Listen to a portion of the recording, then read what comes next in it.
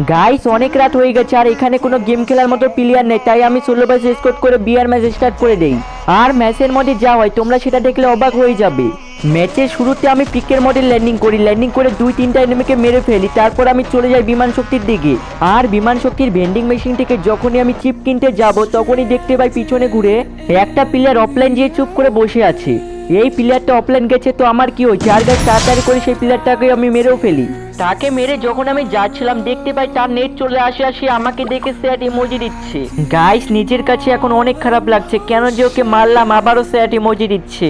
তারপর গাইস আমি তাড়াতাড়ি করে গেম থেকে এলিমিনেট হয়ে যাই, এলিমিনেট হয়ে ব্যাক করে দেখি সেই প্লেয়ারটা আমাকে রিকোয়েস্ট পাঠাইছে। আর তার রিকোয়েস্টটা অ্যাকসেপ্ট করে তাকে আমি গ্রুপে ডাকি, তারপর কি বলে তোমরাই শোনো। হ্যালো হ্যালো ভাই, তুমি কি আমার কথা শুনতে পাচ্ছো? হ্যাঁ ভাই শুনতে পাচ্ছি, বলো। আরে ভাই, তুমি আমাকে মেরে ফেললে। আরে ভাই ফ্রিতে কিল পেলে কে ছাড়ে বলো, আর ভালো কথা তুমি ঘরের মধ্যে বসেছিলে কেন? আরে আমার আম্মুর শরীর খারাপ, আমি ওষুধ খাওয়াতে গিয়েছিলাম। আরে ভাই সরি, আমার ভুল হয়েছে, আমি বুঝতে পারিনি, বুঝতে পারলে তোমাকে আমি কখনো মারতাম না।